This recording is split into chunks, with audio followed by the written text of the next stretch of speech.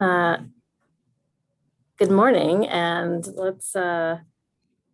this is the June 3rd meeting of the Lower Downtown Design Review Commission. We'll call the meeting to order. And I guess before we begin, we'll do the usual review of options for public comment.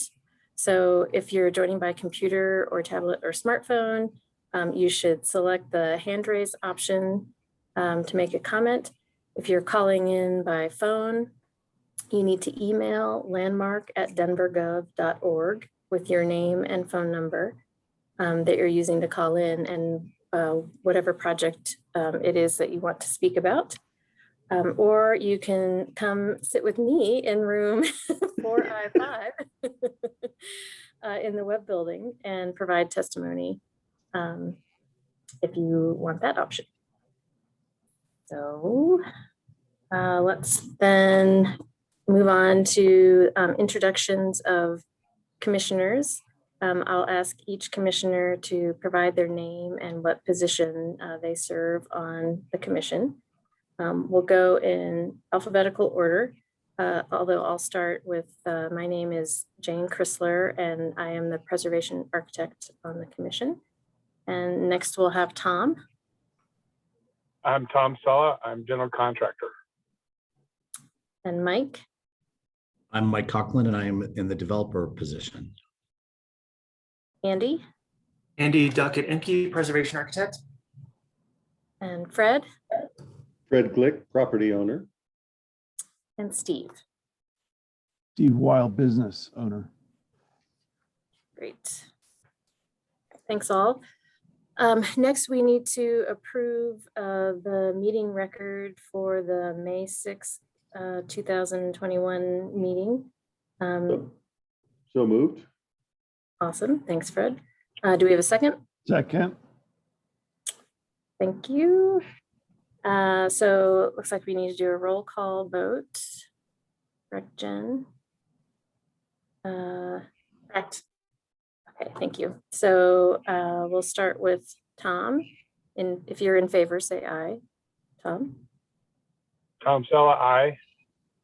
Mike? Mike Coughlin, aye. Andy? Aye. Fred? Aye. And Steve? Aye. Great. So the motion passes. And the chair needs to vote. Oh, thanks, Fred. Jane Chrysler is an aye. So the motion does pass unanimously. And sorry, I'm still pulling up.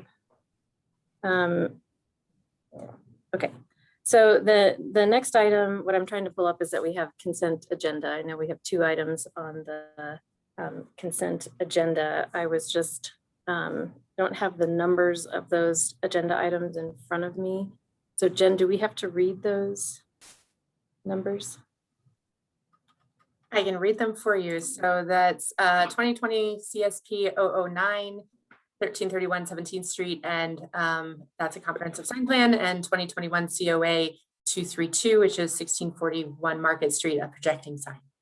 Okay, thank you. And I now do have that agenda in front of me, so that will help us. Does anyone have any questions or comments regarding either of these 2 consent agenda items?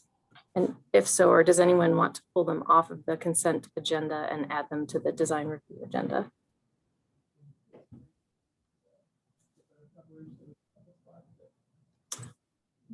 Okay, not hearing any. Would someone like to make a motion?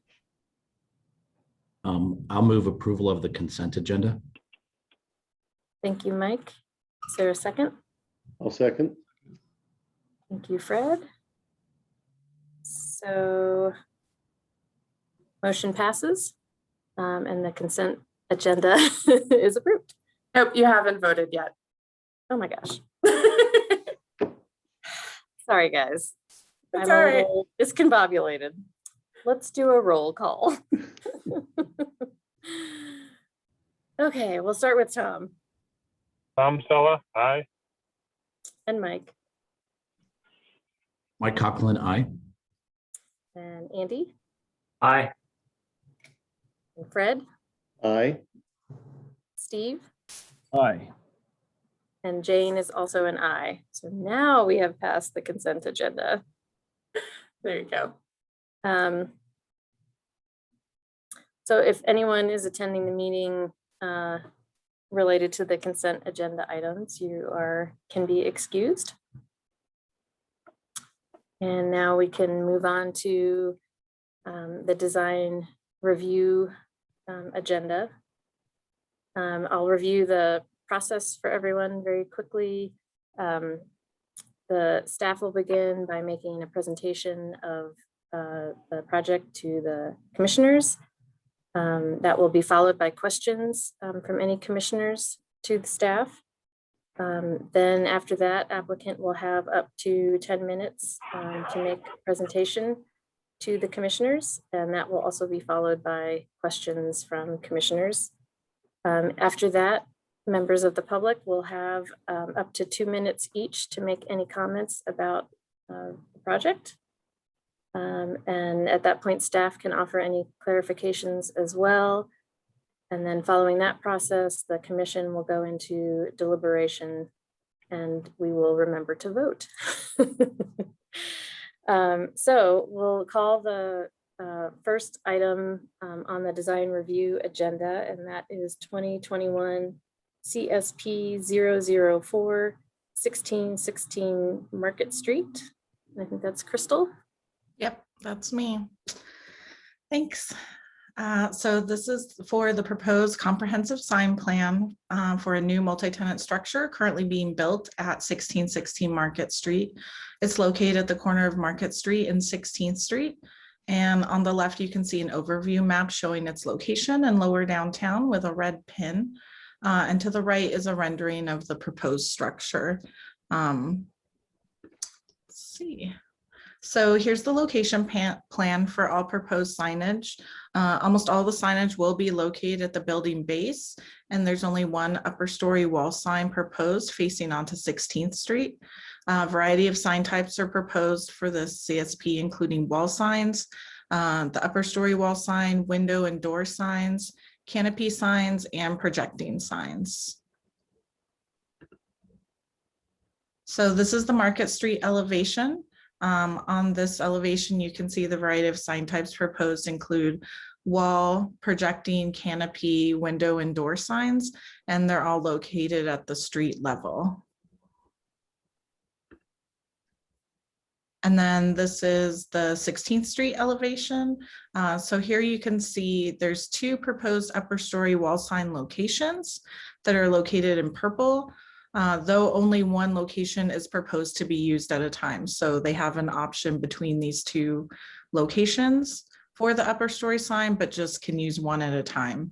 And some of the other sign types are wall, canopy, projecting, and window door signs. And then this is the east alley elevation, just showing wall and window sign locations at the street level for a tenant that might be facing onto 16th Street Mall elevation. So you can just see that at the bottom left. No other signage is proposed for the alley elevation. So this is the page for proposed wall signs, which are labeled as A and are red in this document. Only one tenant wall sign is typically proposed for tenants, and they will be of high quality materials and limited to a maximum depth of 3.5 inches. They are allowed to have backlit halo illumination, neon, or external illumination. And then this is the page for the upper story wall signs that are proposed as B and are in purple. The upper story wall signs are for major tenants only that occupy all or a majority of the building or for a single signature tenant. Two locations are proposed in this application facing onto 16th Street. However, only one sign is allowed on the building at a time. All signs will be constructed of high quality materials, and the upper story wall signs will not be illuminated. And then this is the window and door signs that are proposed as C in green. Window signage is typically located at eye level on doors and adjacent to entrances or in that lower 20% of the storefront windows. The maximum graphic image area is not to exceed 20% of the total window area, with only 10% allowed to be opaque or solid, and no illuminations proposed for this sign type. And then here we have canopy signs proposed as D in blue. They will be mounted above or below the canopies that are proposed for the buildings, so they can sit on top or directly below. They are allowed to have backlit halo, neon, or external illumination. And then this is the page for projecting signs, which are labeled as E and are kind of a dark purple color. Projecting signs are encouraged to be eye-catching, well-crafted three-dimensional objects. They will be limited to 12 square feet in area and will have limited wording and will be located at the street level. And all projecting signs are proposed to be reviewed by LDDRC prior to final permitting. And then here you can just see some of the proposed building signage materials that are allowed. Only high quality durable materials like metal or aluminum are allowed for this CSP. And then this is the proposed illumination types here. Lighting must be either external, exposed neon, halo, or LED illumination. Exposed conduit, races, and junction boxes are not allowed. And the one proposed upper story wall sign will not be illuminated. And each sign type also lists appropriate illumination. And then finally, here's the sign allowance table, which generally defines what's allowed here. So the applicant is proposing a maximum of 5 signs for the major tenant or any corner tenants, since they would have 2 frontages. All other uses are allowed a maximum of 3 signs. The proposed comprehensive sign plan meets our design guidelines for signage, therefore staff is recommending approval. That's it. Thanks, Crystal. Are there any questions for Crystal from commissioners?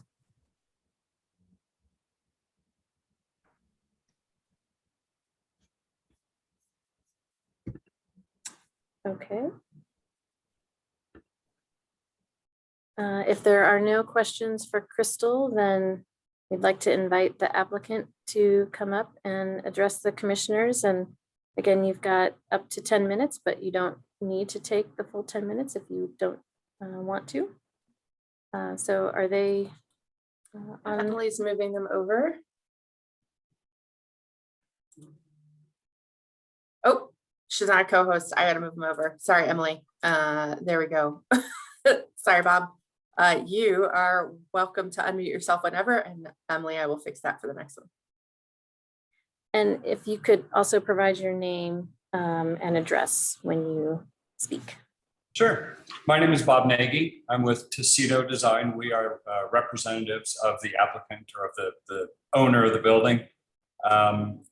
Given that we are on the recommendation for approval, I don't have any sort of representation, but I just would like to say we've worked closely with Crystal and with Val and have enjoyed that working relationship and appreciate their recommendation for approval. Thanks. Thank you. And you just gave us back the minutes that I wasted at the beginning of the meeting, so thanks. So are there any questions from commissioners of the applicant? Hey, Jane, I've just got one question. It's really just a clarification. It's a pretty minor one. On page 8 of the application, it lists the projecting signs along 16th Street as F. I'm assuming you mean, oh, this is my packet, but I'm assuming that means E.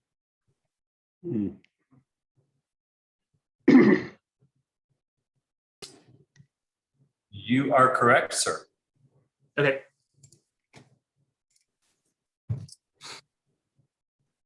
Good catch. Thanks, Andy. Well, I spent about 15 minutes last night trying to find F, and I'm like, where is F? It's like, oh, it's E.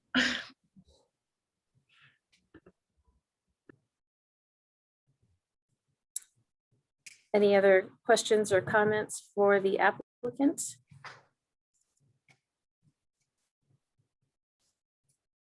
Okay.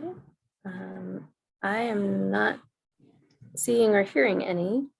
So thank you for being here and providing the information. And if we do during our deliberations have any questions for you, we will call you back up. But at this point, looks like we can enter into deliberation. Nope, public comment. Oh, woo, Sorry. good. Do we have any members of the public who would like to make a comment?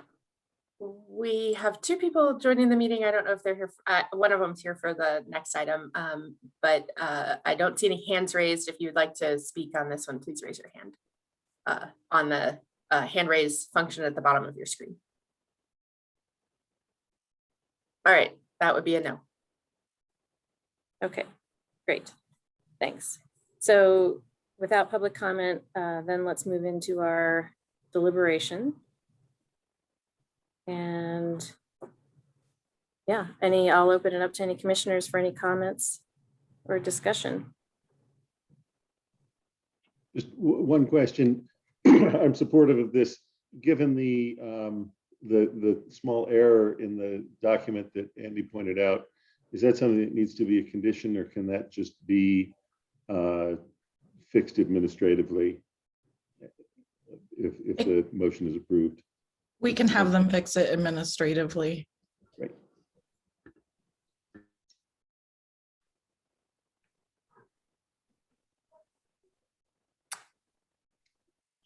Any other comments or questions from commissioners?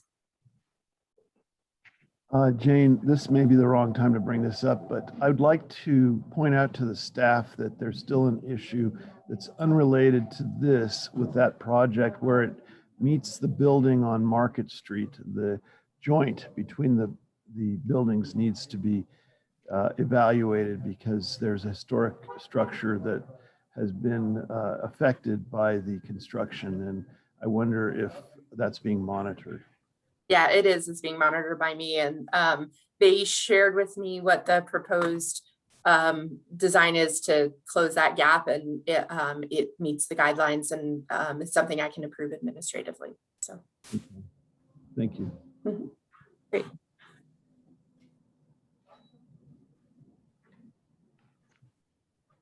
Can I make a motion?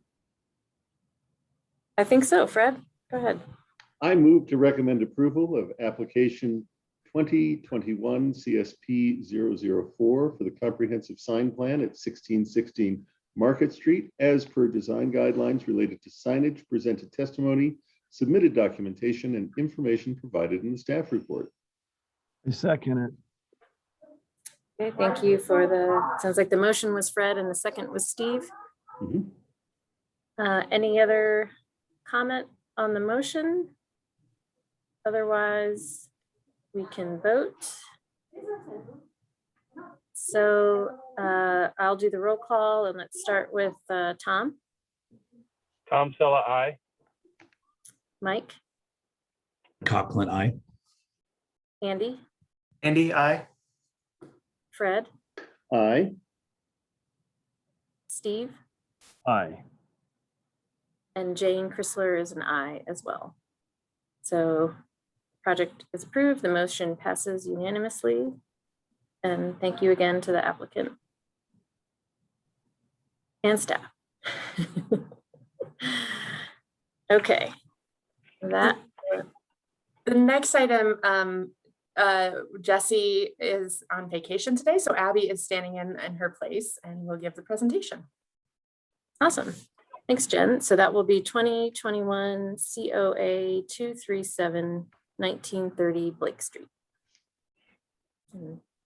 Take it away. Okay. Good morning. So here we have, okay. We have the proposed, we have the property under review. So the application is for the expansion of the existing rooftop deck, which you can see in the photo on the right side there. So the existing deck was approved in 2009. It's set back 9 feet, 9.5 inches from the facade. Guideline 1.4.2 requires that rooftop additions should be set back 15 feet from the facade, but the commission made an exception in this case in order to allow ADA access to the rooftop from the elevator, which is located in that tower that you can see there on the far right. So that's why the existing is not set back as far to allow access from the elevator there.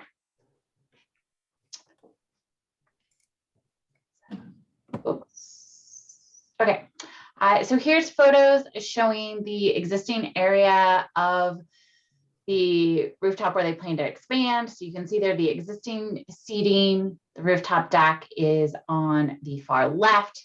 The new deck is going to follow the same construction with the same wood deck and metal railing.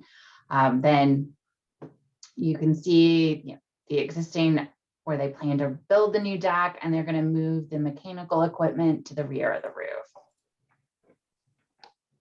So here is the site plan showing the proposed expansion, which is roughly 26 feet by 100 feet. So the new proposed part of the deck there is on the top of the image. The existing is to the bottom, and that hashed dotted line there is the division between the existing and the proposed. So the applicant is proposing that the new deck will have the same facade setback as the existing deck. So following that 9 feet, 9.5 inches, the new deck will feature plank decking and will have a 43-inch tall metal railing along the facade end.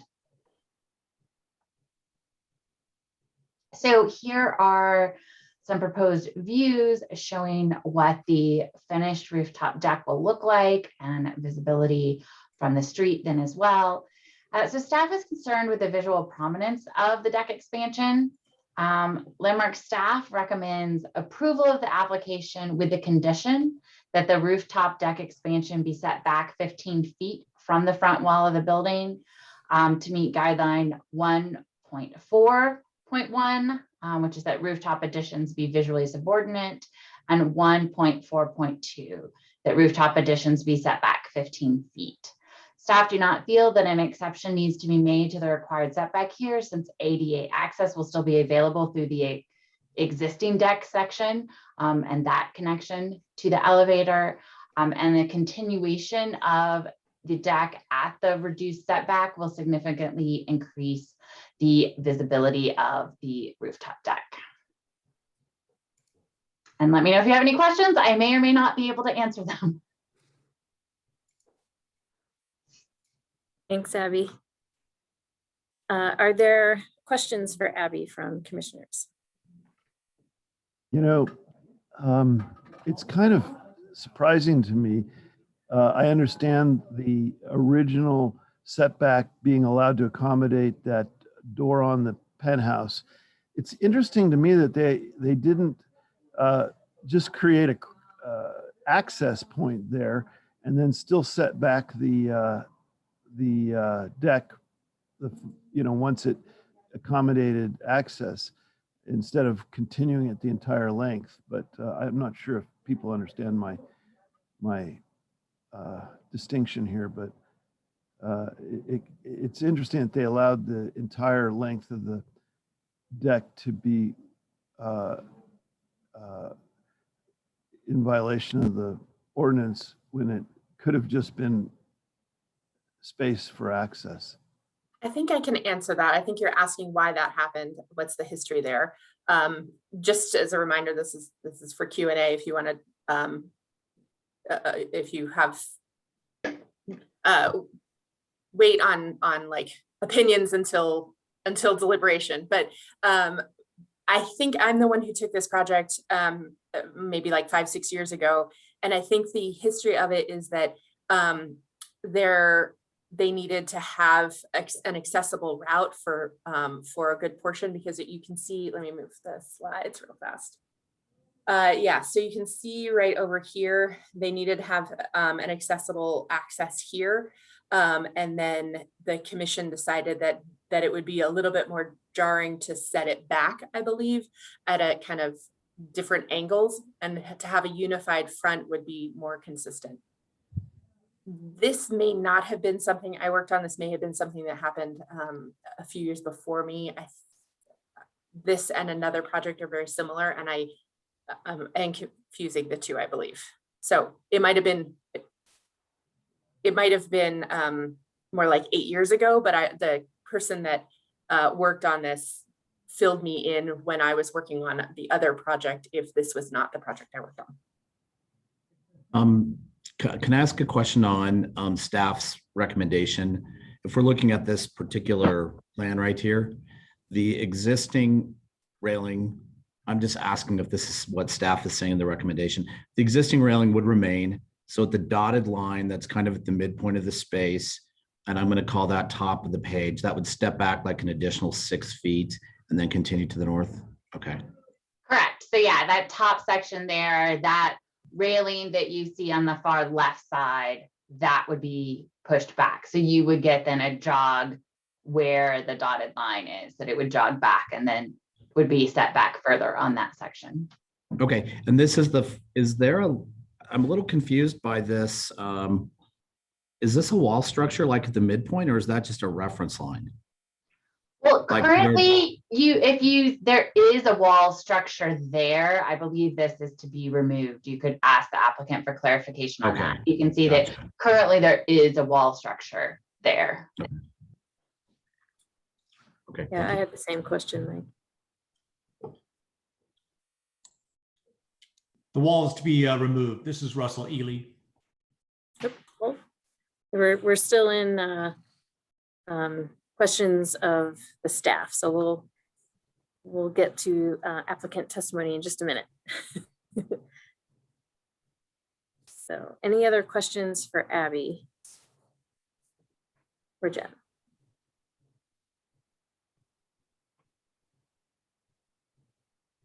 Okay. We don't have any more questions for staff, then yes, I will invite the applicant to unmute themselves and again, let you know that you have up to 10 minutes to talk to us about the project. And yes, hearing some questions, if there are any that you want to respond to in your testimony, you're more than welcome to do so. And then we will ask any questions of you. So. Yeah, hello, I'm Russell Ely, architect for Sports Columns Rooftop Deck. And really, we were trying to follow the same guardrail setback line that was there before, not really wanting a jog in the layout. If at all possible, we would like to keep with that 9 foot 6.5 inch setback. I know it's probably not relevant, but Haters to the south, their deck is right up against the back of the parapet wall with no setback. I worked on the rooftop deck addition or remodel back in, I think it was 2017, where we did the second level addition and added the elevator. And actually the deck was existing at that time at 9 foot 6.5. So we really didn't change anything at that time. We just kept with that same edge of deck. The structure was existing. So all we did was replace it with new decking. So the new plan is to eliminate that parapet wall or that wall between the existing deck and the proposed new deck. That masonry wall that you see in the photos will be eliminated, and if at all possible, we would like to maintain that same deck or edge of deck of 9 foot 6.5 setback. Thank you. Yeah, thank you. Are there questions for our applicants?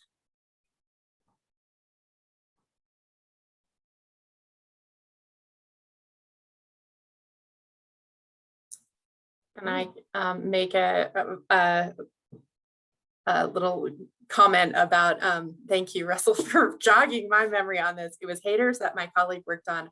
I worked on sports column, and I had forgotten that that deck had existed. So thank you, Russell, for clarifying and getting those cobwebs out of my head.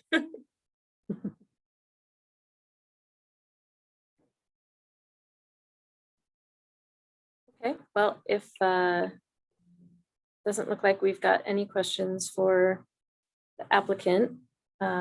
So thank you again for being here and being available. If any come up, any additional questions come up, we will let you know. So yes, now, is there anyone from the public who would like to make a comment on the project? I don't see any hands raised. And I can confirm I'm still alone. Mhm. No one's here. Okay, well, with no public comment, let's enter into deliberation, commissioner deliberation. Who would like to start us off? Thanks, Mike. I just have two little things. As number one, apropos maybe of nothing or not, it looks like the 15-foot setback is a preference, not a requirement. The one thing that I did want to mention is there was a picture that was a photo taken across the street at the facade of the building. I don't know if it's possible to put that up. You know, the only thing on this that I'll point out is on these short buildings, I think even at 15 feet, we're going to see people's heads and we're going to see some of the street activity. I think on taller buildings, the 15 feet does make it completely disappear just because of, you know, the angle of vision. And I'm looking at the existing deck on the right there, which is very prominent the way that it's laid out. I think if that goes back 6 feet, I don't know, I doubt there's an image of that, but I do think from the vantage point where this photograph was taken, you are still going to see people. I don't think it's going to make the addition vanish completely with the additional 6 feet. You know, I can see that, Mike. I guess in my mind, seeing the heads of people is different from seeing all the fence and the stuff. And, you know, it looks like they kind of store stuff up there too and all of that. And I guess from that perspective, I would tend to support staff's recommendation to move the structure back, even if we're going to see some people in terms of the building and retaining some semblance of what it is. I'd love to see it pushed back for staff's recommendation. Yeah, and I'm going to agree with what Fred is getting at. And one of my fears is setting, for my time on LPC, is setting precedent. And that if our guidelines say 15 feet, I prefer to push it back just to, I mean, you can kind of see it in this image where you're seeing not just the railing, but the furniture and bric-a-brac and stuff that's just sitting up there. I'm okay seeing the tops of heads people. It's just what it is. But hiding the rest of the stuff so you see the building and not the furniture and everything up there would be my preference. So, I mean, 2 points there is that if our guidelines say 15 feet, I think we need to hold to it. I'm going to support staff's recommendations.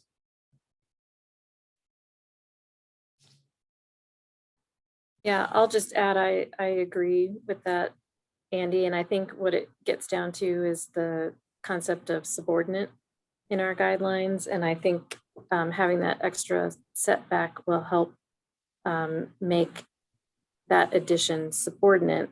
I'm concerned that if we just run straight across, the initial break from 15 feet was for a very good reason, for accessibility. And since we don't have that reason here, I think in order to maintain that subordinate appearance, that the setback to 15 feet is warranted.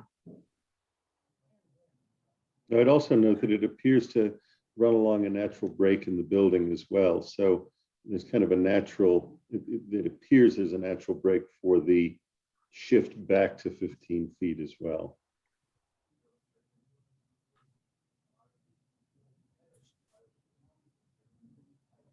You know, the only problem we have is there's a precedent here.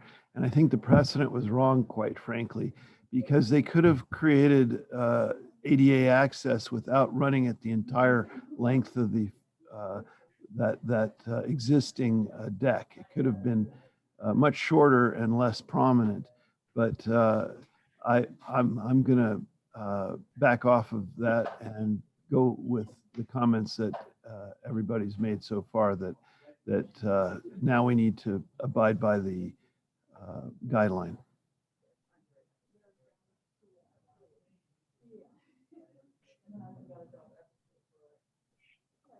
Any other comments, thoughts from commissioners?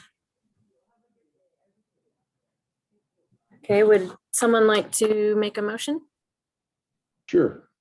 I move to conditionally approve application 2021 COA 237 for the expansion of a rooftop deck at 1930 to 1932 Blake Street per design guidelines 1.4.1, 1.4.2, presented testimony, submitted documentation, and information provided in the staff report, with the condition that the deck expansion be set back 15 feet from the front wall of the building. I second. Great, thank you, Fred, for the motion and Steve for the second. So, any further comment on the motion? Otherwise, we will do a roll call and start with Tom. Tom Sella, aye. Mike, Mike Coughlin, aye. Andy, Andy, aye. Fred, Aye. Steve, Aye. and Jane Chrysler is an aye. So the motion passes. And thanks again to the applicant and staff for all of the work that you put into that. So that completes the design review agenda, and it does not appear that we have any discussion items specifically, or business items, unless anyone has anything they want to bring up. I just wanted to fill you guys in on the goings on of the commission, because there's some changes that have happened. So found out yesterday that Heather is on maternity leave. So congratulations to her. I know, right? That's the problem with Zoom. Who knew, Did right? that well. So, you know, she had a beautiful baby boy on May 20th, and she was going to join us if we really needed to today, but thank you all for participating so she can enjoy her maternity leave. I'll talk to her about when she's coming back, but her out of office says around September 1st. So we may not see her until September, but that's always wonderful news. The other news is that last month we got an email from Jim Gravener's wife saying that he was unwell, and he is still in a rehabilitation hospital, but is expected to make a recovery and come home soon, which is excellent news. So just wanted to share that with you, that he's on the road to recovery and should make a full recovery, which is really wonderful. And I know everyone's probably been wishing him well, as we all have in our minds and hearts. So that's that news. We do have one new commissioner that I've been trying to fill that position for quite a long time. And so the mayor's office usually takes quite a bit to make those appointments. And this time it was super fast, and made the appointment in time for this meeting, but I did not have time to train this person. So he will be joining us on July 8th. His name is John McIntyre. He's from Triba Architects. And he's quite accomplished in design and adaptive reuse, and we're excited to have him on the commission. So I will send out an email to you all welcoming him, and he's going to be trained up on what LDDRC is all about next week. So you will have 9 commissioners, although you will have one less for a couple months again. It's good timing. Yeah.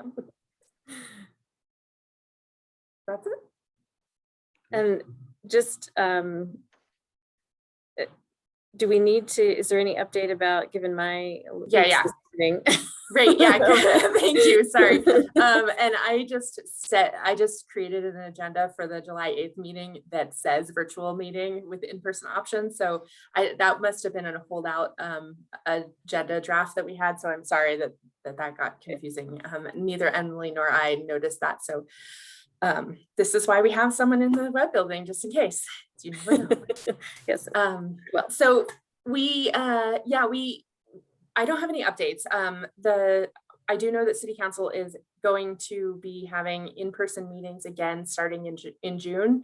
I don't know exactly when, and that boards and commissions would likely follow suit shortly thereafter, but we need to have the technology stood up so that we can have that hybrid option where we would like members of the public to be able to attend virtually if they so choose. Commissioners would need to attend. Uh-oh. Oh, Speaking of technology, I was gonna say, there's some nice irony there. is she gone forever? She's frozen on my Nah, screen. she just frozen for a minute. In She'll person probably be and- back. oh, There she there she is. is. Back. You're back, Stupid Jen. internet. What is- Stupid internet.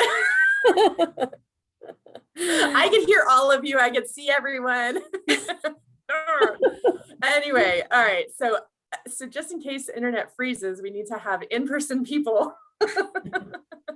and commissioners and staff in person. But we want to allow applicants and the public to be able to attend virtually.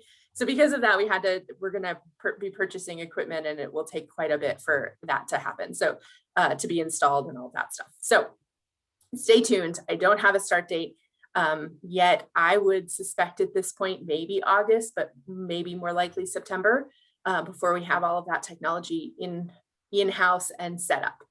So I will keep you all posted. Hey, Jen, do you think you're tracking for a second meeting in July or not? Probably not. Okay. Yeah, I think we're probably tracking just for one. At this point, it's been kind of slow. Let me just look real fast.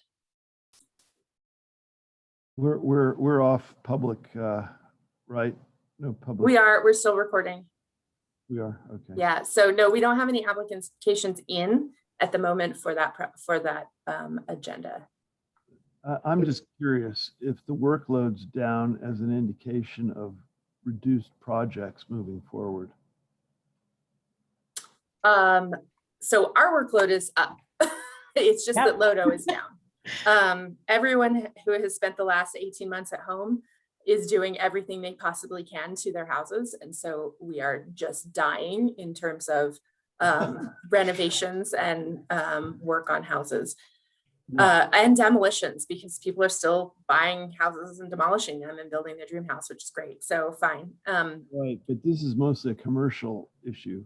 And I'm just sensing this is an indicator that's significant. Yeah, and it's something that we noticed back before the pandemic started, that the LDDRC applications were slower in late 2019 and early 2020, and then they fell off a cliff for a little bit. They're picking up again. We haven't canceled meetings. We actually, you had 4 items to review this week, which is great. I anticipate we'll have a few for next time. But we're not hearing as much about large infill projects. We have heard that the bell tower might come back. That one was kind of dead and now might be back. But we haven't gotten any applications again. Part of it is there's just less and less of Lodo that's unrehabbed, and there's fewer lots. There's less to do, it feels like. A lot of it's been built. There's some of that, but it also, a lot of the work that you guys have been reviewing in the past are sign applications and storefront alterations. And we anticipate that will pick up again when once people start returning downtown. And there's definitely more movement there picking up downtown, which is great. There are a lot of stores that went out of business or restaurants that went out of business in the last 18 months, and those will start picking up again at some point. A lot of the stuff you're going to be seeing are things that are associated with Market Station and the hotel that you reviewed at 1616 Market when they get tenants in, and the 1800 Market, 1840 Market Street, which is the whole half block of 1800 block of Market. All of those projects are going to start coming in where they're going to be leasing those out, and people will be proposing storefront alterations there and stuff like that. So The project on the 1600, the hotel project, 1600 block of Blake. Any word on any groundbreaking, or is that on hold temporarily? I haven't heard anything about it. But I think Brittany has. She's not here today, but I don't think it's dead. Well, it's probably I think it on was in permitting. along with, any other hotel project that hadn't been committed. Yeah.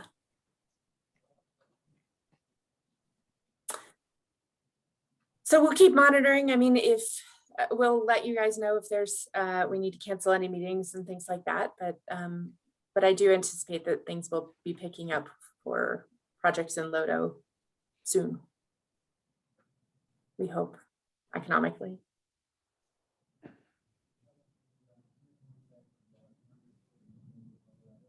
All right. Well, unless there's anything else, going once, going twice, that kind of looks like Tom is somewhere fun, kind of dying to know, but